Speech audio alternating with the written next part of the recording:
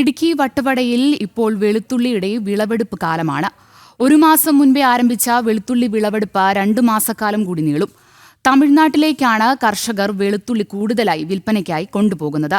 പോയ വർഷത്തെ അപേക്ഷിച്ച് ഇത്തവണ വെളുത്തുള്ളിക്ക് ലഭിക്കുന്ന വിലയിൽ കുറവെന്നാണ് കർഷകർ പറയുന്നത്. ഭൗമസൂചിക പദവിയുടെ പ്രൗഢിയുണ്ട് വട്ടവടയിലെ വെളുത്തുള്ളിക്ക്. ഗുണം കൊണ്ടും മണം കൊണ്ടും 1ാം നിരയിലാണ് വട്ടവടയിലെ വെളുത്തുള്ളിയുടെ സ്ഥാനം. കൃഷിയിറക്കിയ വെളുത്തുള്ളി മൂപ്പെത്തിയതോടെ വട്ടവടയിൽ ഇപ്പോൾ വെളുത്തുള്ളിയുടെ വിളവെടുപ്പ് കാലമാണ്. പോയ വർഷം വെളുത്തുള്ളിക്ക് 500 രൂപ മുതൽ 600 രൂപ വരെ കിലോയ്ക്ക് വില ലഭിച്ചിരുന്നു. എന്നാൽ ഇത്തവണ വില പാതിയായി കുറഞ്ഞിട്ടുണ്ട് എന്നാണ് കർഷകർ പറയുന്നത്. ഇതിന്റെ നിരാശയിലാണ് ഇന്നവർ. തമിഴ്നാട്ടിലേക്കാണ് കർഷകർ വെളുത്തുള്ളി കൂടുതലായി വിൽപ്പനയ്ക്കായി കൊണ്ടുപോകുന്നത്. ഈ വെളുത്തുള്ളി കഴിഞ്ഞ വർഷം 1 കിലോയ്ക്ക് 500 രൂപ മുതൽ 600 രൂപ വരെ കിട്ടിയായിരുന്നു. പച്ചയ്ക്ക് തന്നെ കിട്ടിയായിരുന്നു. ഈ പ്രാവശ്യം ഇച്ചിരി വില കുറവാണ്, പകുതി വിലയായി, 200 രൂപയ്ക്ക് താഴെയായി.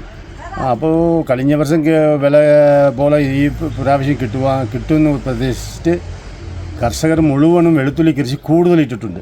പക്ഷേ ഇച്ചിരി വില കുറവാണ്. പിന്നെ ഇത് നമുക്ക് ഗുണമേന്മയുള്ള വെളുത്തുള്ളിയാണ്. പോയ വർഷം മെച്ചപ്പെട്ട വില ലഭിച്ചതോടെ കർഷകർ കൂടുതലായി വെളുത്തുള്ളി കൃഷിയിലേക്ക് തിരിഞ്ഞിരുന്നു.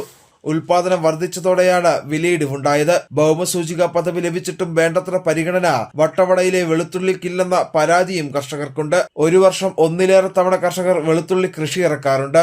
ഇത്തവണ വിളവെടുപ്പ് ആരംഭിച്ചിട്ട് 1 മാസത്തിലധികമായി. വിളവെടുപ്പ് 2 മാസക്കാലം കൂടി നീളും. ജനം, ഇടുക്കി.